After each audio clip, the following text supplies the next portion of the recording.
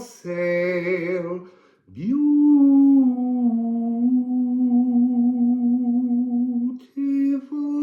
people.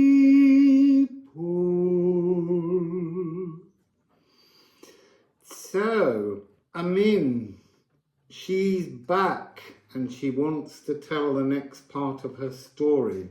Yeah, I'm being nudged, talked to, channeling Ran. So who is Ran? Ran is in Norse mythology the goddess of the seabed. She has a net and she drowns sailors and seafarers. And she's a much feared person. And 2 or 3 years ago when I was in Ecuador, she came through and told a story of wanting to live a new life. She wanted to step out of the ocean and explore a life on the land. And today she's back and she wants that story to be told. It's got something to do with, obviously, Neptune moving into Aries. It's a new beginning. So I've been picking up lots of different energies of her story. Mainly that some of what was in the first story was kind of like her dreaming. So I've been seeing, yes, she has this net and she drowns sailors, but this sense within her as she listens to the stories that her 9 daughters tell her, because the 9 daughters are the personification of the waves. And they tell stories of the place at which the Akashic, because the sea on earth, the oceans, the rivers, they're all part of the earthbound Akashic records. And they tell stories of when this energy meets the physical and what is created. And Ran has been pining, yearning, longing to explore something new. She's also talking about how for millennia, forever, since her conception, she has been stuck wearing the energetic cape of Ran, and Ran wants to know who Ran is underneath.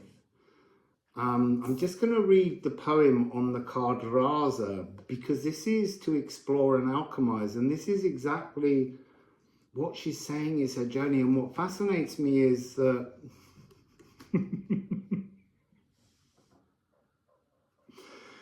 I created this deck with others and you, and I think I know everything about it.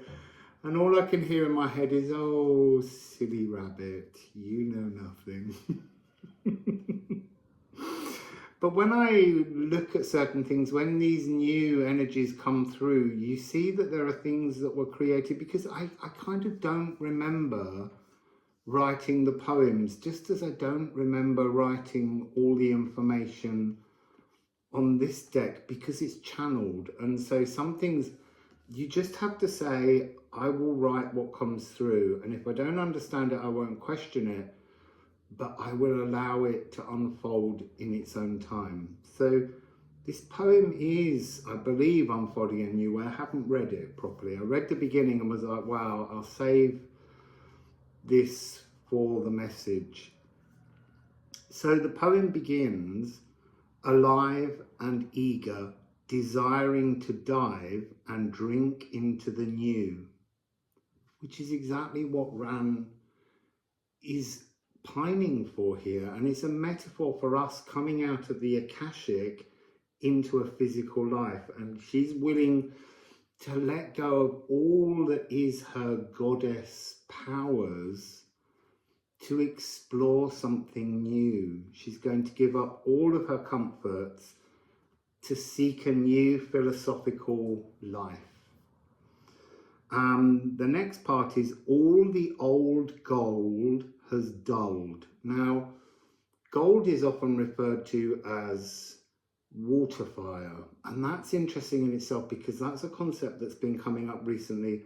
Yes, it's creation aether, and the Akashic records holds all the knowledge, but this gold was used to light the palace in the sea of Ran and her husband Ædan. and their 9 daughters. And that's where they sit and the daughters recount and sing these stories of life in the physical. And this is dulled. All of this gold around her, all of this splendor, all of this wealth, all of this. Yeah, there's something about it being the power of being safe, but being imprisoned in a definition of who she is. So almost just going through the mundane aspects of her life. Inventiveness slips in like a sea fret, curling its damp, vapory tendrils towards the land where you stand, towards the land where she wishes to stand. That sort of these tendrils of mist pulling her, these thoughts, these new ideas, these new notions sliding in. And then we have the crawling, calling frequency of open waters. Because the Akashic records call to us. They have frequencies that stick to us. We drink water, it's inside us. It's everything that's always been, but we only tune in to the frequencies within the water that match our own current energetic philosophical outlook. And so Ran's mystical nautical daughters craft the waves, the crashing adventures seeking to sail you forwards, to explore life, to alchemize potential and soar to your sacred shore. And it seems that Ran has finally decided to let go of all her comforts and to explore who she could be. She's relenting the title of Goddess of the Seabed. It's a really interesting energy, and I am really happy to be able to connect with her again. It's also an energy with explore and alchemize.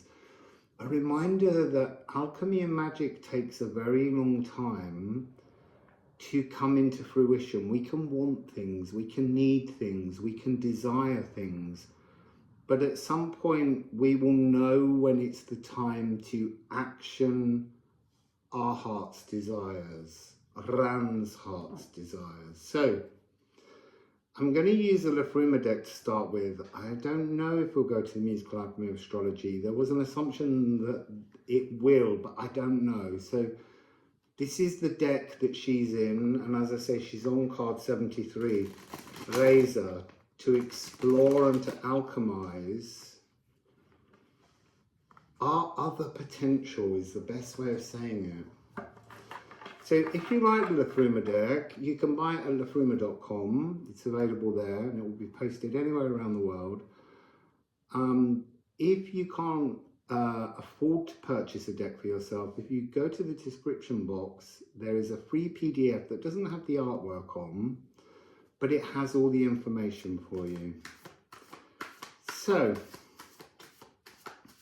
beautiful Ran, thank you so much for coming back and for teaching us patience. Because I'd given up on you, if I'm really honest. I thought, there's me again promising a part 2 and it never arriving, but here it is. So Amin, are you sitting comfortably? Then we'll begin.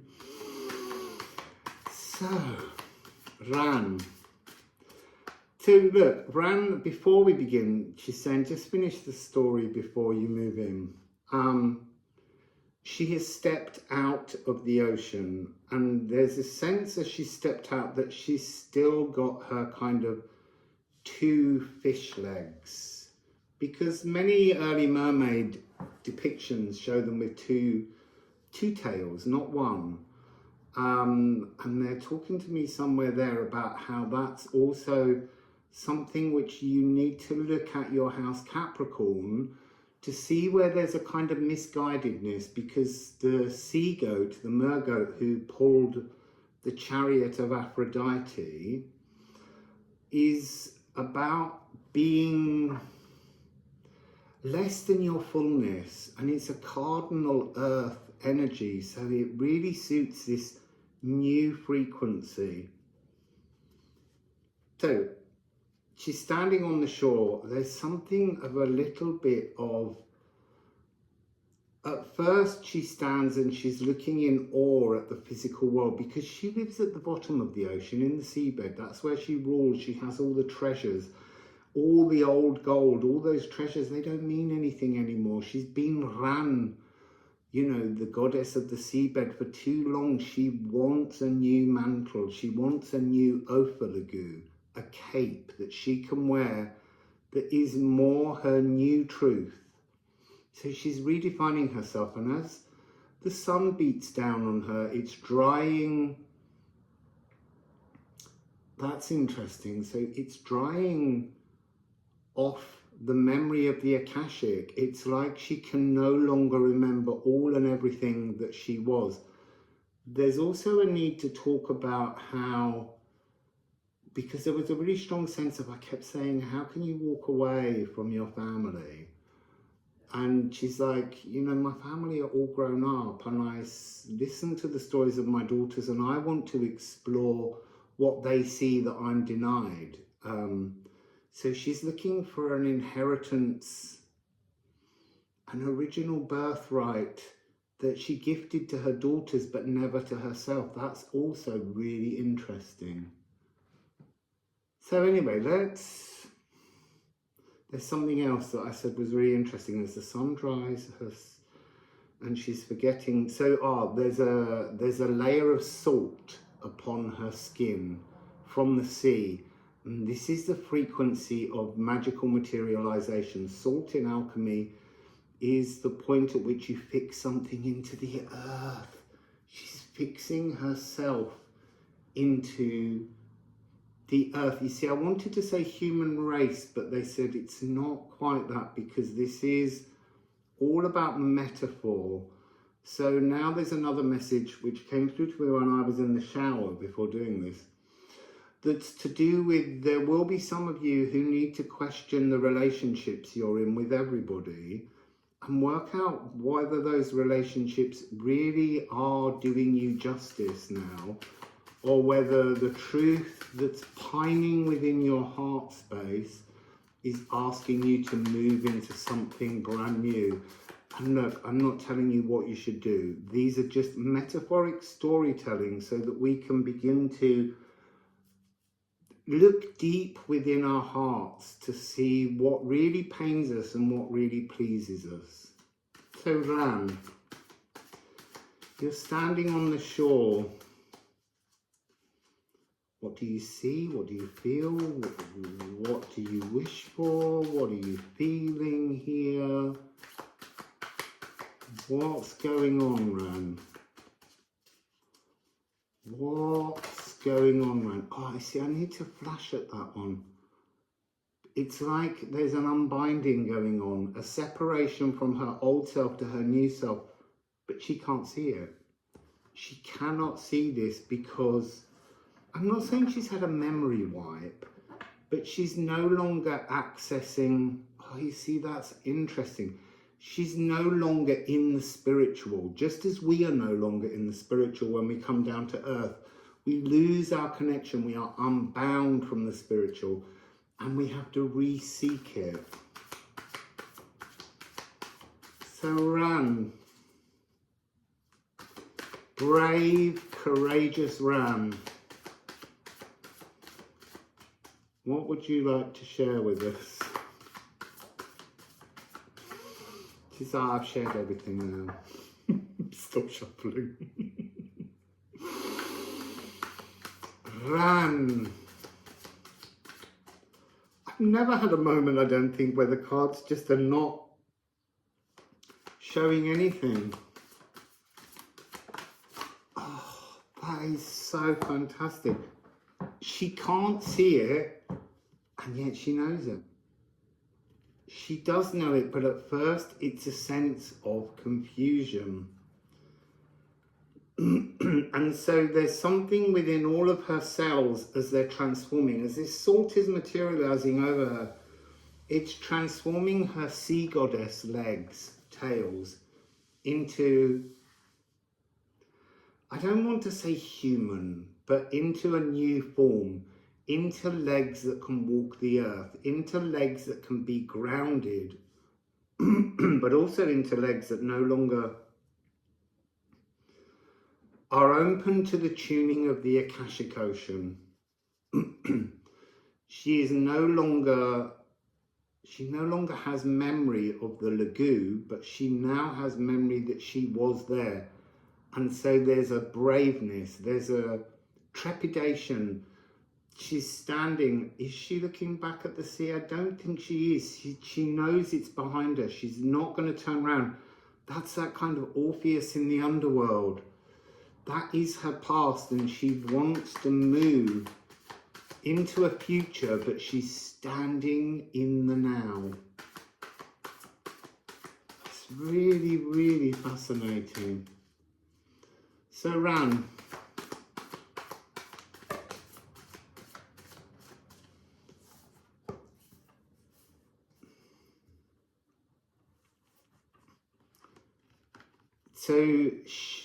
it's interesting here. This is to have a talismanic thread of love. This is the energy of Frigg, the goddess of unions. And this is the card of review. This energy of what will you give up for a new life. She's giving up everything. She's giving up all that she was to become something new. She is tied to her dream, just as I guess we have to be, and we have to let the waters of the Akashic. You see, I'm being shown the image of, was it called the Azure Arch in Malta, in Gozo, and I believe it was used in the first series of Game of Thrones. And again, that's coming through. Forget the actual series, but think of the Game of the Thrones. What crown do you want to wear? The one you were given or the one that you create for yourself? Interesting again. So yeah, and this archway was eventually pulled down. I saw it the first time I went to Gozo. And then the second time I went in search of my brother's memory, it had gone. And you see, and that for me is a metaphor for my brother, because he is gone. So, Ran, you are married to your journey forwards. You have made the review of your life and you're stepping into this new frequency of cardinal fire, creator aether around you. What do you want to say? I see, I'm getting the feeling we're already on 18 minutes. This might be coming as a series of chapters. I don't know. I put on my Ran shirt with the seashells on to help me connect to her. And she's like, take it off. I'm not doing a striptease on camera. I'll wear something green for your next chapter.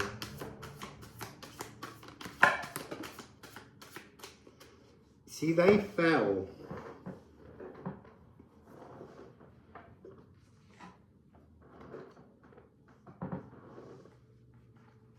Oh, what have we got? What have we got? What have we got? So we have elks. You see, and now I'm being shown kind of clearing her throat, because her voice box, her form of speech was telepathic in the oceans. And there was a sense of like a kind of a click language. So this notion, like you hear dolphins.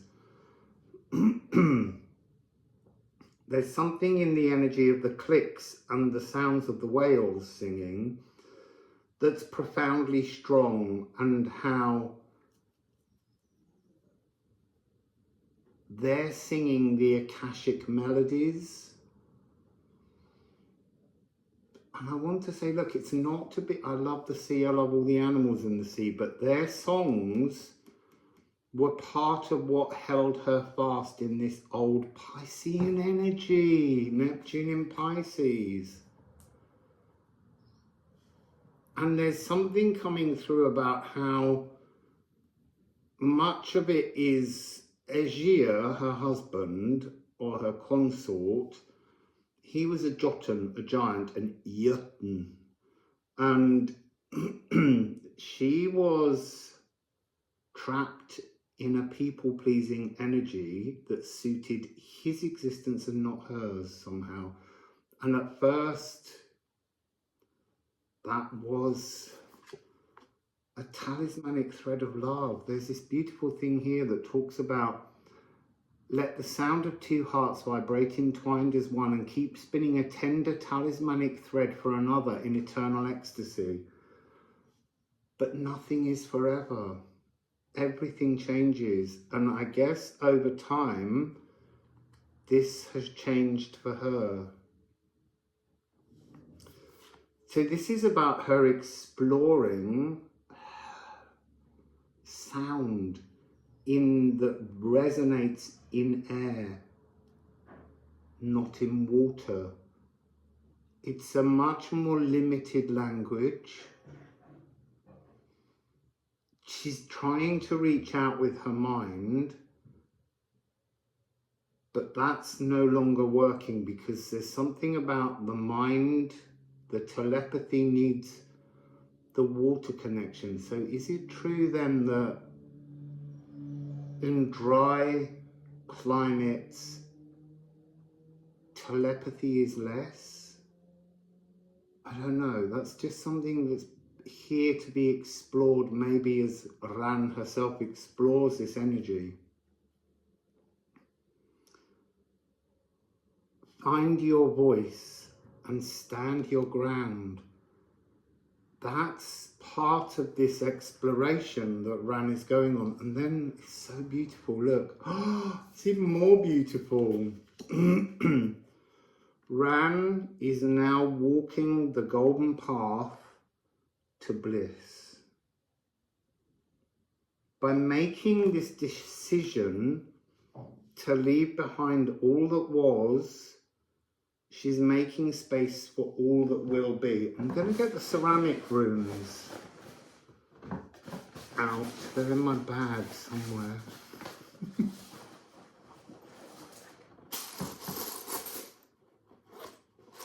So, let's go ceramic.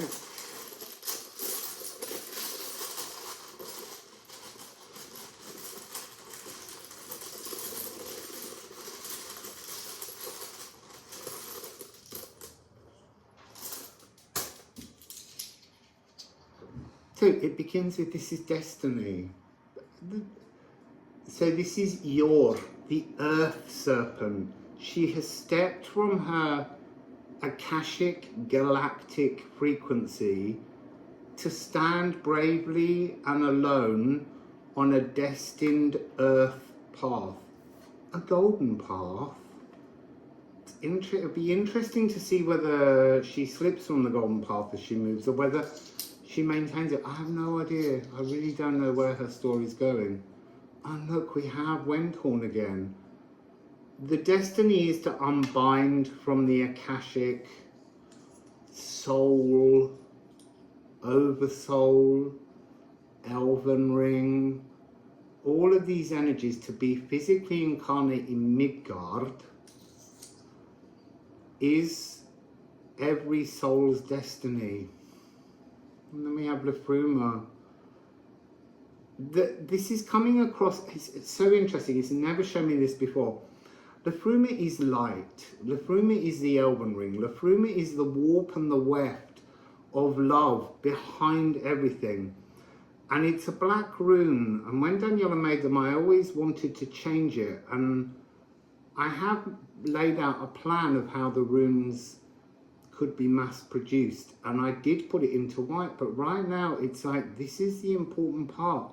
It's darkness, the love, the Liffruma, the nutrients, the nourishment, the joys are hidden in the shadows when in the physical.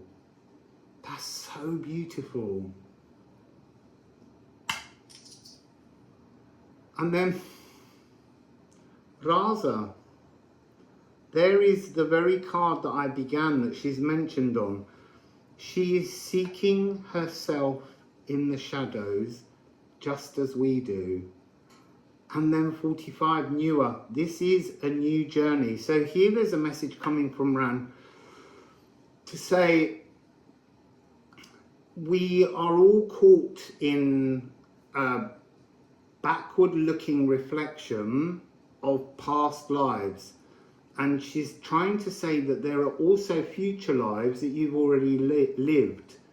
Because from a soul point of view, within the Akashic, in your oceanic kingdoms, psychic oceanic kingdoms, you've been and done so many things. We've all had those archetypal moments where we've explored something because they're there, they're current in all timelines. But they have different values. Some have been archived, others are still current. That's also interesting. To ignore all of these things that you were or will be, this is about walking the golden path right now in earth form. I really didn't want to say human form, in earth form. Because we are something much grander and more galactic. So I just want to end with a quick shuffle of the musical Alchemy of Astrology card, because there's something about mixing the Norse mythology and the Roman planetary names, because archetypes are all ways in which we can explore different aspects of divinity. Yes, monotheism is the ultimate goal because it's the key to everything. There is a single Poimanda mind of everything, the creator of the multiverses, but it's too big a concept to connect to as just one deity. And that's why we have throughout history multiple deities. I don't want those two. So Ran, please, a last word for this chapter. I feel like you told nothing of your story but an introduction. So she is Kwawa. She is representing here the archetype of transformation to become a galactic shaman. So that's fascinating. I am goddess of the seabed, or I was goddess of the seabed, and I stepped away from that power to incarnate, to become a seeker of cosmic shamanic power, to attach herself to the Ophilogu as opposed to the Lagu. And the Lagu is the ocean here and the space between the dark side of the moon and the sun. Here she's going interdimensionally into the Ophilogu, the highest cosmic ocean. It's almost like she knew that that was her destiny, and there's a freedom in her seeking her destiny rather than pleasing those and the beings around her who were holding her fast in some way. They were the entrapment. They were what made her a people pleaser. Well, not a people pleaser because she had power over people, but what made her conform to her given role in the earthbound Akashic, in the Lagu. And so we have Juno. This is really interesting because this is about lasting unions. There's an energy of Libra, partnership, and Sagittarius, to explore, to grow, to create new knowledge. This is higher heart energy, blossoming within the physical realm of Earth. It's the piano duet. mirror souls in gender vitality. She's seeking her tribe. So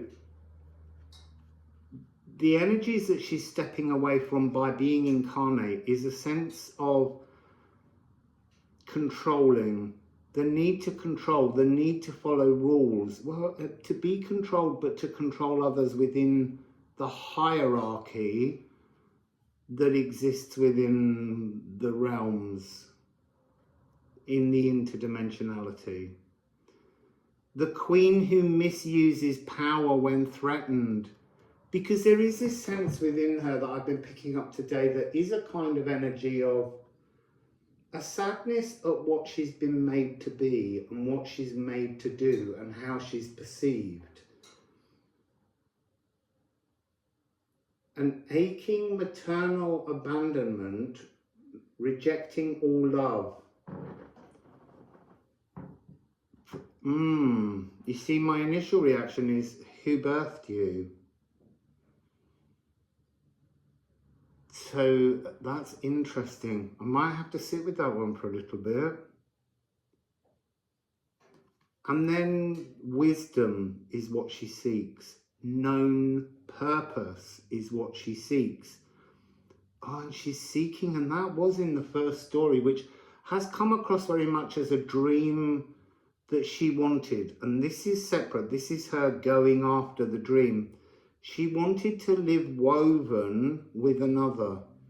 She was seeking a merge in an earth realm, in a physical realm of shadows. She wanted to achieve the heights of absolute perfect love in a world of dark distraction. She's seeking comfort in herself with another. And I feel like she's going to, in her story somehow, she's going to birth,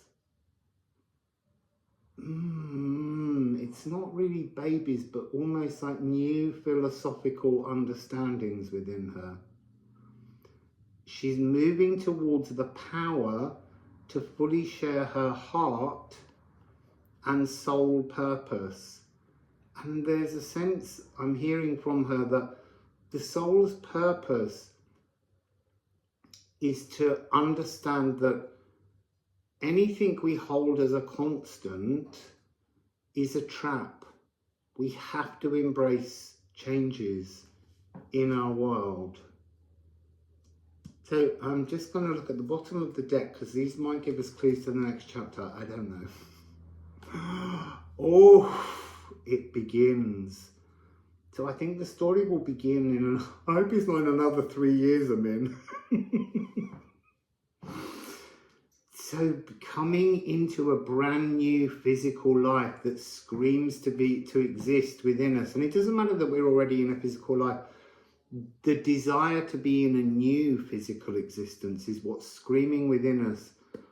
And Libra. So we just had Libra on the Juno card.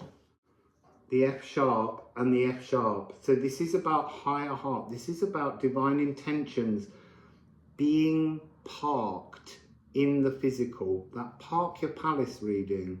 So you can go back and look for Park Your Palace, but you can also go back and look for, I think it's called Ram's Run, that was back in Ecuador a few years ago. I'm not going to put a link because I was told by Ram that it's much more important for you to search, because you will see titles that will appear as something you need to listen to now, because I know that many of the videos, all of the videos here have something in them for all of you in different ways, but you have to go back to explore things that you missed. And that's not to go back to your past. It's that those energies, because I'm always so far in the future, they're relevant to you now. So, you know, go back over my catalogue and see things. So Libra.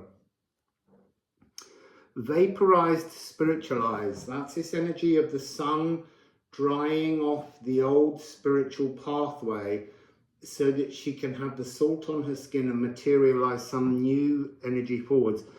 This is also the triple point paragon. I know I'm always saying that I talk in these very high vibrating terms that are difficult to understand.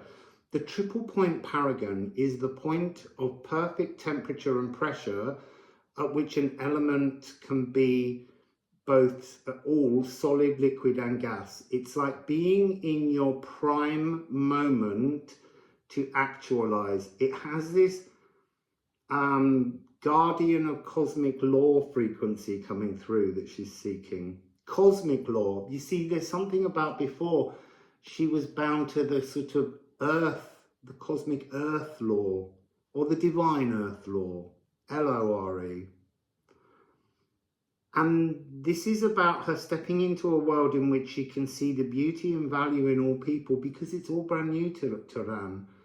You know, before, her only way of understanding physical beings was to drown them and bring them into her realm. And in her realm, they're not what they were in the old realm, because they're returning. When you're dead, you're fully spiritual. This is about her wanting to explore a truly human existence. So this is about being stimulated. You see, there's this wonderful phrase here, covert narcissist. That's the realization that Ran has had, that her role in her world was that of a covert narcissist.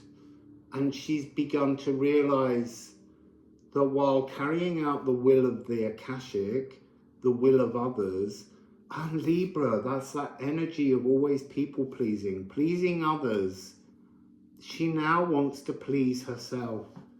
And there's also, oh my God, should never turn over the bottom of the deck so it's face up. We have the Crocus of Venus, divine intention materializing into the physical world, the salt that we spoke of. Oh, do you know, look, Ran, seriously, thank you so much for a really inspirational first chapter of your new life in the physical. So that's the message from Ran. Oh, go on then. Only one. I'm only going to pick one. And is it where we're going or what? Tell us, Ran. Yeah. So this is Troth. She has made a promise to herself to become newly defined, but she will be defined only by her heart's desires, and not the desires of others. She will no longer be a projection or a reflection of other people's values. She's moving, she's promising herself to be truly Ran. So, until next time, it's goodbye from me and it's goodbye from Ran. Wassail.